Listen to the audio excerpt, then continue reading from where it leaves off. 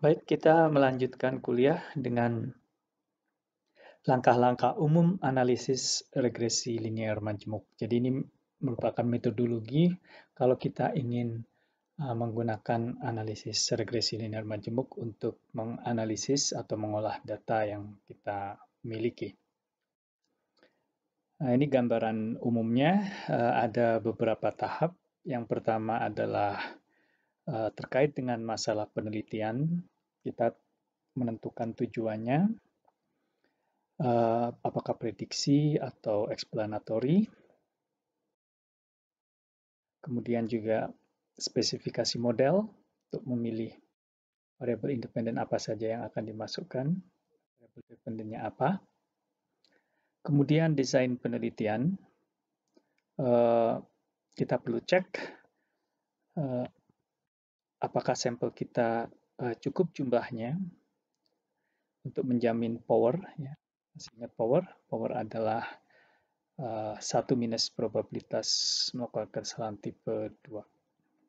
Kemudian generalisasi, apakah kesimpulan dari penelitian kita yang menggunakan analisis regresi linear majemuk ini bisa berlaku secara umum, atau kita percaya temuan kita juga dapat berlaku di sampel-sampel yang lain. Berikutnya adalah jika diperlukan kita melakukan beberapa analisis untuk menambah variabel. Sebagai contoh misalkan menambah dummy variabel atau membuat spesifikasi polinomial atau interaksi. Dan juga perlu kita cek apakah asumsinya terpenuhi. Jika tidak, mungkin kita perlu melakukan transformasi.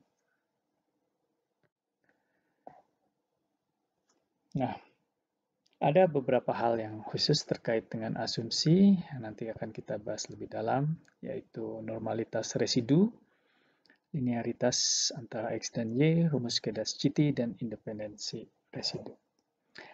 Nah, setelah seluruh asumsi ini terpenuhi, kita bisa melanjutkan dengan estimasi. Yang pertama adalah apakah peneliti ingin menspesifikasikan model regresi, artinya semua variabel ingin ada di dalam model, atau kita hanya ingin memasukkan variabel yang signifikan. Nah, setelah kita melakukan estimasi, kita bisa mendapatkan model untuk menghasilkan Y hat. Kalau kita mendapatkan Y hat, dengan mengurangkannya terhadap nilai sebenarnya, kita bisa dapatkan residu. Dari residu ini kita bisa menguji asumsi. Jadi sebenarnya langkah ini iteratif ya. Nah, jika ternyata asumsinya dilanggar, kita kembali lagi ke sini. Jadi apakah perlu transformasi, apakah kita bisa menambahkan bentuk polinomial, misalkan X kuadrat, dan seterusnya. Jika seluruh diagnosis terpenuhi, artinya tidak ada asumsi yang dilanggar, tidak ada outlier, nanti semua akan kita bahas, kita bisa lanjut ke tahap 2. Baru kita melakukan analisis. Pertama, cek koefisien determinasi, kita lihat standar error, kemudian signifikansinya. Ya. Setelah model kita cukup fit, maka kita bisa melakukan interpretasi. Jadi apa artinya jika B1 dari 0? Apa artinya jika B2 kurang dari 0? Dan seterusnya. Terakhir, kita perlu melakukan validasi untuk menghindari overfitting. Dan ini sebenarnya untuk generalisasi juga.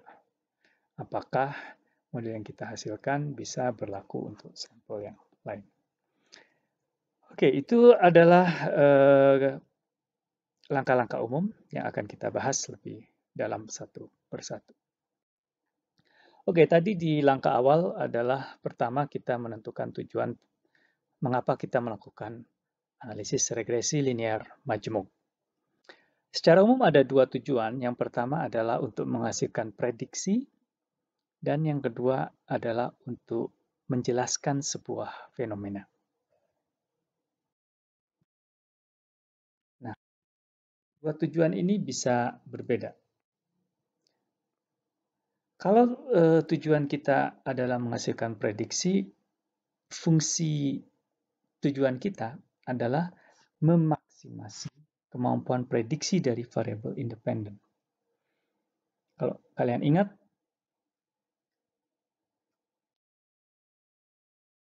variasi total dari variabel independen atau Y itu bisa dipartisi menjadi yang bisa dijelaskan oleh model SSR dan yang tidak bisa dijelaskan oleh model atau SSE. Dan kalian masih ingat bahwa ada R kuadrat. Jadi kalau tujuan kita melakukan analisis regresi linear majemuk adalah untuk menghasilkan prediksi yang sebaik mungkin atau errornya sekecil mungkin, maka kita harus memaksimasi R kuadrat. Nah,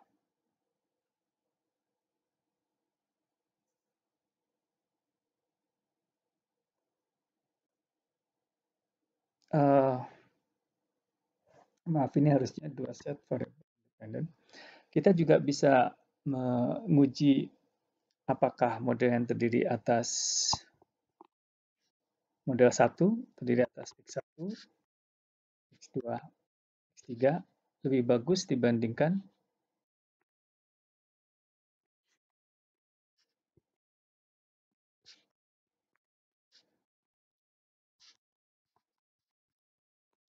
kita bandingkan R kuadrat 1 dengan R kuadrat 2. Jika R kuadrat 1 lebih tinggi, maka model M1 bisa memprediksi Y dengan lebih baik. Nah, kalau tujuan kita adalah untuk prediction, seringkali kita mengorbankan interpretasi. Nah, ada yang disebut dengan model time series, di mana Y pada periode T itu merupakan fungsi dari, atau kita bisa meregresikan YT, ya,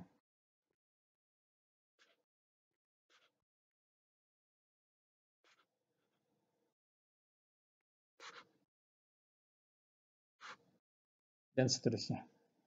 Coba kalau kalian perhatikan di sini, tidak ada variabel independen selain Y ya di sini. Artinya untuk memprediksi Y pada periode T, ya, kita menggunakan data Y pada periode sebelumnya, satu periode sebelumnya. Jadi kalau misalkan kita ingin prediksi penjualan pada bulan Desember, kita menggunakan data penjualan pada bulan September dan penjualan pada bulan Oktober dan seterusnya.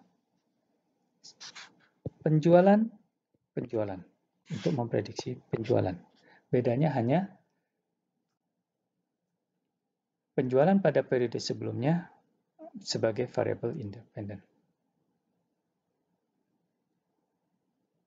Beda dengan kalau kita memprediksi penjualan dengan menggunakan variabel harga misalkan. Karena kita tahu di hukum ekonomi, semakin tinggi harga maka demand semakin turun. Ceteris paribus tentu saja. Atau kita menggunakan variabel harga pesaing. Jika harga pesaing naik, maka penjualan kita akan naik juga. Karena produk kita terlihat lebih murah. Nah, jadi dalam hal ini kita tidak bisa tahu atau tidak ada teori mengapa penjualan pada bulan November mempengaruhi penjualan pada bulan Desember. Atau sebaliknya, jika tidak mempengaruhi, mengapa tidak mempengaruhi? Ini berbeda dengan tujuan yang kedua, ya, yang berusaha untuk menjelaskan sebuah fenomena. Toh tujuannya adalah untuk to explain. Ya, kalau tadi adalah to predict. Nah, untuk membuat memberi regresi ini mampu menjelaskan, ya, atau memenuhi tujuannya sebagai explanation, pertama yang harus kita yakinkan bahwa model harus didasarkan pada hubungan teoritis.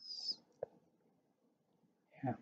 Contohnya tadi, penjualan sebagai variabel dependent, dia dipengaruhi oleh variabel independent harga produk kita, variabel independent yang lain, harga produk pesaing. Atau pada saat contoh IP, ya, IP dipengaruhi oleh jam belajar.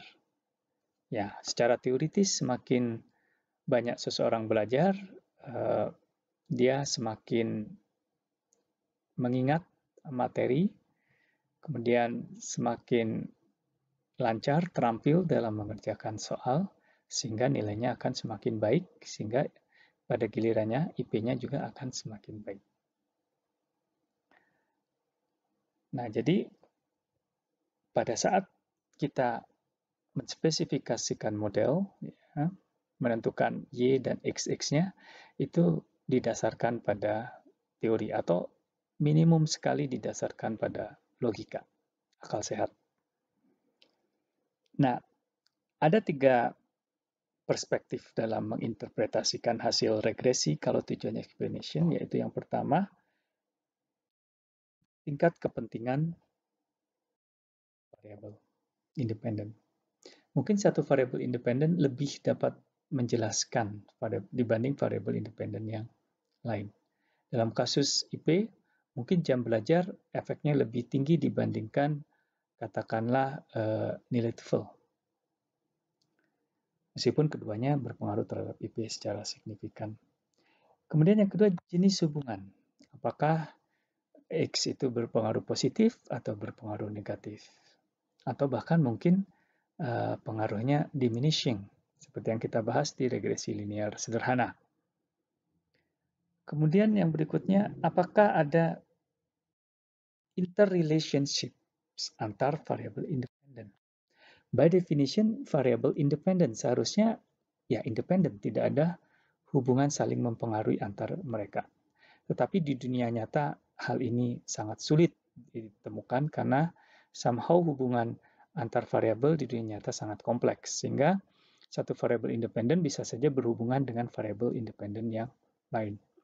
Dalam regresi linear sederhana kita tidak menemukan permasalahan ini karena hanya ada satu variabel.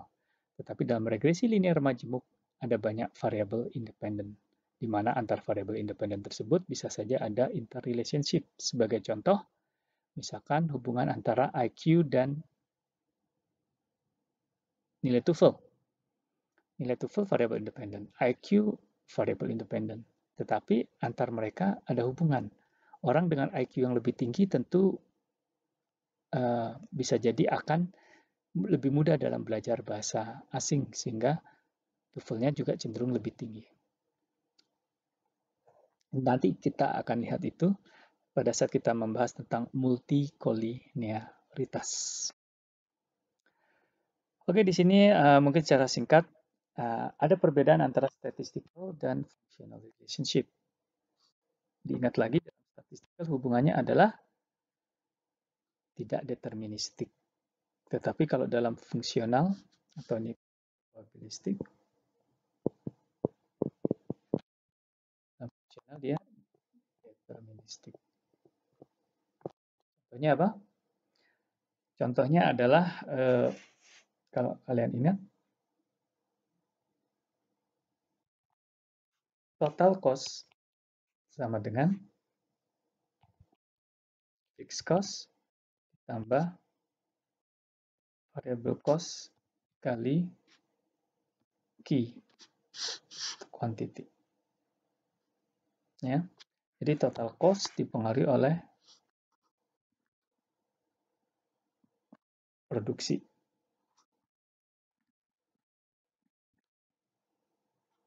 Ya.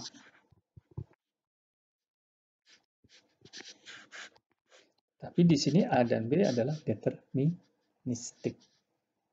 Kalau kita tahu fixed cost-nya berapa, variable cost-nya dalam menghasilkan satu produk berapa, total cost akan bisa ditentukan dengan eksak.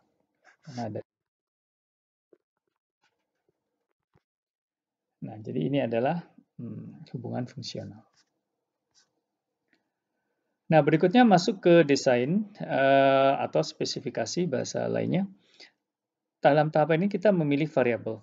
Sekali lagi, variabel yang kita pilih harus didasarkan pada sebuah kerangka konseptual atau teori yang kuat. Seminimum mungkin harus logis.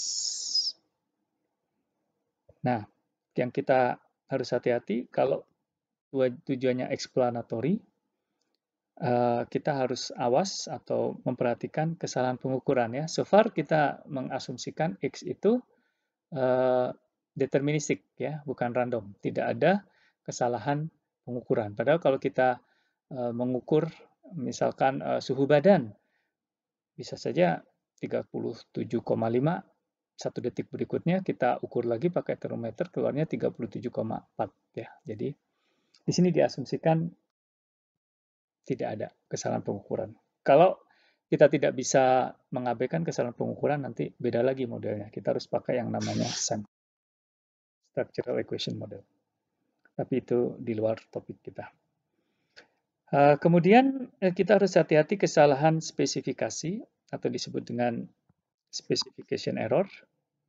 Itu terjadi kalau kita mengikutkan variabel yang tidak relevan. Jadi sebenarnya secara teori tidak ada efek dari variabel yang tidak relevan tersebut terhadap variabel dependent. Tapi kita masukkan. Misalkan untuk memprediksi IP kita masukkan jumlah kucing yang dimiliki di rumah misalkan. Kemudian kebalikannya kita jangan sampai lupa ya tidak memasukkan variabel yang relevan. Misalkan dalam memprediksi IP tadi yang sangat relevan adalah jam belajar. Justru di jam belajar kita tidak masukkan ke dalam model. Jadi ada dua kemungkinan kita memasukkan variabel yang tidak relevan atau sebaliknya kita tidak memasukkan variabel yang seharusnya dimasukkan. Berikutnya adalah terkait dengan ukuran sampel. Nah, sebenarnya ukuran sampel ini tidak ada satu yang pasti, tetapi yang harus kita perhatikan adalah efeknya. Ya. Karena ukuran sampel yang kecil akan berpengaruh terhadap statistical power. Kalau kita sudah bahas di uji hipotesis, semakin besar N, maka kita bisa memperkecil alfa dan beta. Jadi masih ingat ya, power, statistika power itu sama. Jadi kalau N besar,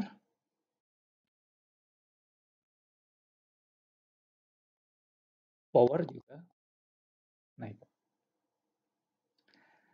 Masih ingat power 1 minus beta.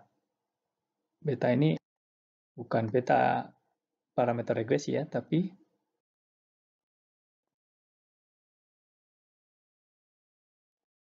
kesalahan tipe 2. Menerima H0 pada saat H0 seharusnya ditolak. Atau dalam regresi kita menyimpulkan tidak ada hubungan antara X dan Y, padahal ada. Nah, jadi kalau statistical power-nya rendah, kita cenderung menyimpulkan tidak ada hubungan. Nah, ukuran sampel yang kecil, ya, ini kita bahas minggu lalu sebenarnya, ya, pada saat online course. Pada saat ukuran sampelnya 5, ditolak, diterima H0-nya. Tapi kalau ukuran sampelnya 10, dia diterima. H1, H0 ditolak. Nah, untuk mendapatkan tingkat generalisasi yang mencukupi, aturan umumnya adalah jumlah sampel minimum adalah 5 kali dari jumlah variabel independen, atau 5K. Tapi ini minimum sekali. Rekomendasinya adalah 10K. Jadi kalau model kita punya 3 variabel independen, contohnya jam belajar, TOEFL, dan gender, maka minimum sampel kita adalah sebaiknya 30. Sesedikit-sedikitnya 15, 5 kali 3. Tapi sekali lagi ini adalah namanya rule of thumb. Untuk kepastiannya sangat tergantung sampel. Kalau sampel kita variabilitasnya tinggi, mungkin 10K saja tidak cukup. Tapi kalau sampel kita cenderung homogen, bahkan kurang dari 5 kali variabel dependen mungkin sudah cukup. In fact, ada yang namanya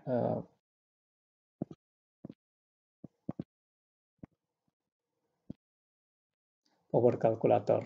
Jadi mirip pada saat uji hipotesis dulu, kita ingin menghitung N minimum ya, kalau kalian masih ingat. Jadi ada N dengan alpha per 2 kuadrat.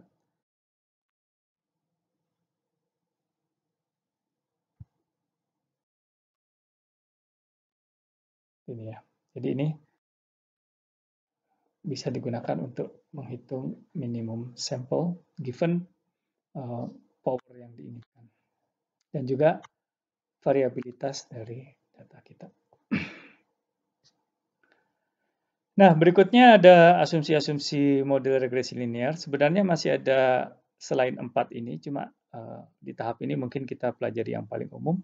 Yang pertama adalah hubungan linear antara X. Kemudian variansi error konstan, homoscedasticity. Independensi error, artinya error yang satu tidak berpengaruh atau tidak mempengaruhi error yang lain. Dan error terdistribusi normal. Perhatikan, yang terdistribusi normal adalah error, bukan data. Seringkali banyak sekali yang salah ditulis bahwa data distribusi normal. Jadi bukan Y yang normal, bukan X yang normal. Tetapi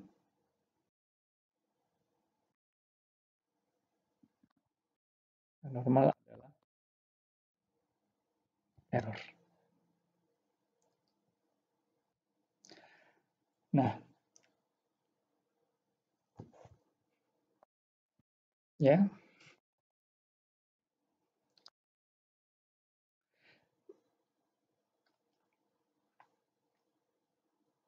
Di sini kita bisa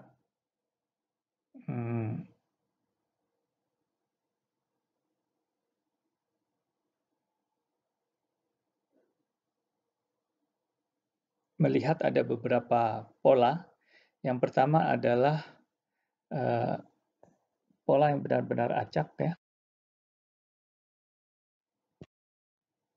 Ini yang kita inginkan. Ya, tidak ada pola tertentu. Kalau ini polanya cenderung membentuk parabola, ini membentuk segitiga, ini membentuk diamond, ya. Ini membentuk trend ya, dan ini bercluster. Nah, sebenarnya dari error yang kita plotkan ya, sekali lagi ini sumbu X-nya adalah Y hat, sumbu Y-nya adalah ya. Kita bisa melihat adanya pelanggaran asumsi. Nah, jika bentuknya seperti ini berarti asumsi yang pertama hubungan linear dilanggar. Yang ini heteroscedasticity ya. Errornya tidak seragam ya. Di sini variabilitas errornya jauh lebih besar, di sini errornya tidak bervariasi. Di sini errornya sangat bervariasi, di sini tidak bervariasi. Jadi hetero. Sebaliknya di sini homo. Jadi errornya cenderung variabilitasnya cenderung sama. Nah, di sini pelanggaran asumsi error independent. Ya, artinya error dari pengamatan yang awal itu cenderung minus, pengamatan terakhir cenderung positif. Jadi error semakin lama semakin besar. Kalau di sini juga tidak independent error ya. Ada pola tertentu. Nah, untuk perbaikan asumsi linearitas saya rasa sudah dibahas di regresi linear sederhana. Kalian bisa menggunakan transformasi dengan melihat bentuk-bentuknya. Apakah eksponensial, apakah power, apakah resiprokal. Nah, jadi dari sini kita bisa menggunakan proper transformation. Coba dicek lagi materi tentang regresi linear sederhana. Berikutnya penggunaan variabel dummy. Nah, apa itu variabel dummy? Variabel dummy adalah variabel yang nilainya sebenarnya berupa non-metrik kategorikal. Kalau kalian masih ingat di minggu pertama, ada skala itu nominal atau kategorikal, ordinal, interval, dan rasio. Contohnya apa variabel di contoh tentang IP adalah variabel gender, jenis kelamin, itu adalah nominal. Nah, sebenarnya kan tidak ada angkanya. Laki-laki itu angkanya berapa? Perempuan angkanya berapa? Arbitrary kita menentukan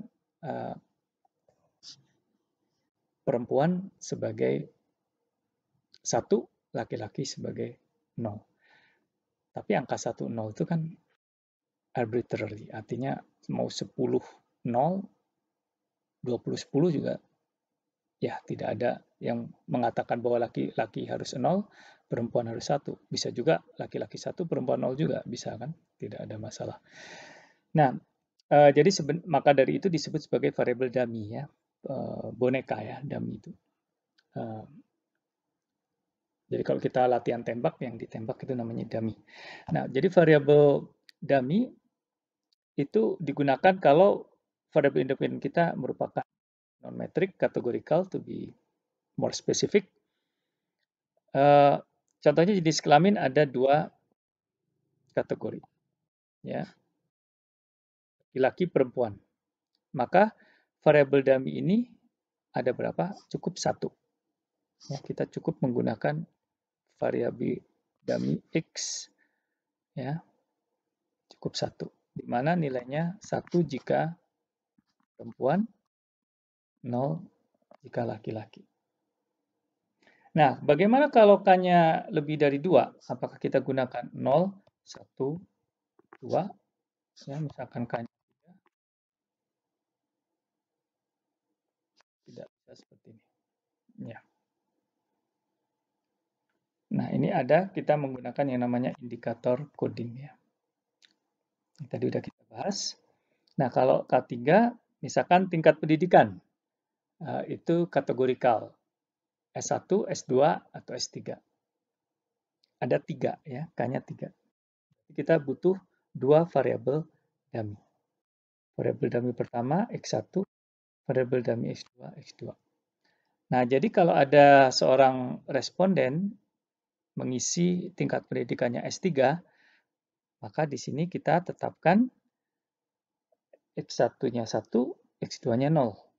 Jika dia S2, X1-nya 0, X2-nya 1. Jika S1, dia 0, 0. Nah, ini yang disebut sebagai 0, 0 sebagai reference.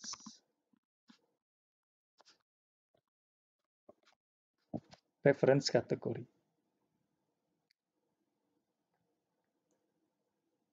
Nah, interpretasinya adalah, ya nanti kan ada B1, X1,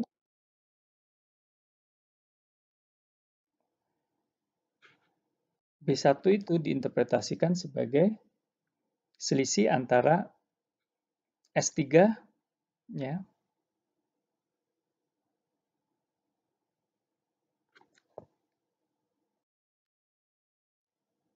Y-nya ya, rataan dari Y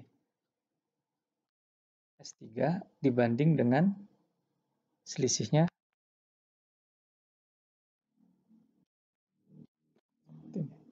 ini sama dengan B.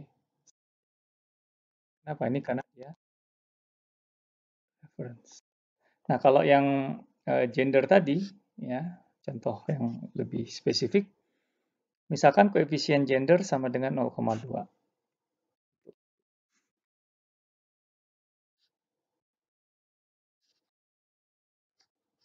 Asumsinya signifikan.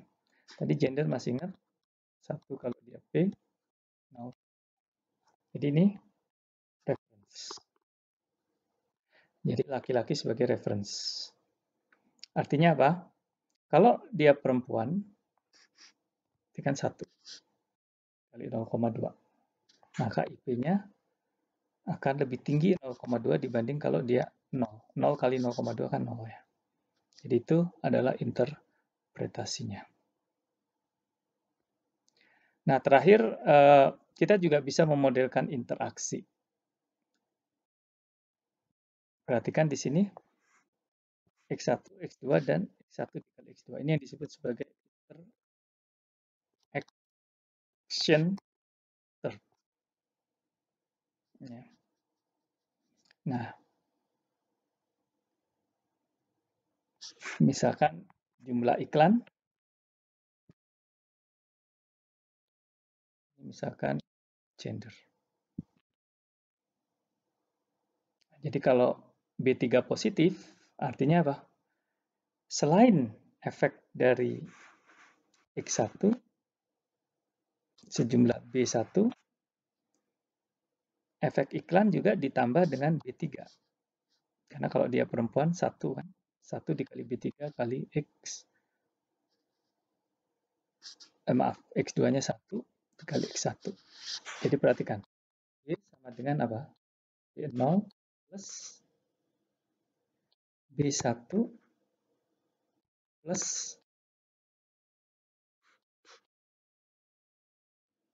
ya. Jadi efek dari iklan itu sama dengan efek dari iklan itu sendiri dan diperkuat kalau dia perempuan, ya. 1 kan kalau perempuan dikali B3. Kalau laki-laki dia 0. Jadi 0 kali B3 tidak ada. Jadi efeknya hanya B1, ya. Nah, jadi ini contoh kembali ke jam belajar. Jadi misalkan ada B3, ya. X1 itu jam belajar, X2 gender. Nah, ternyata B3-nya signifikan. Berarti untuk mahasiswi nilainya adalah bertambah 0,1. Jadi untuk jam belajar yang sama dibanding laki-laki, jam belajar itu efeknya 10% lebih tinggi. Jadi total untuk mahasiswi 1 jam belajar menaikkan IP bukan B1 tetapi 1,1 B1.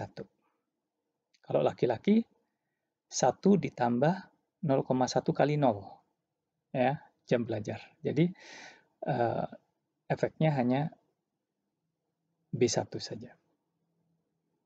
Nanti akan kita perjelas dengan contoh yang lebih baik lagi.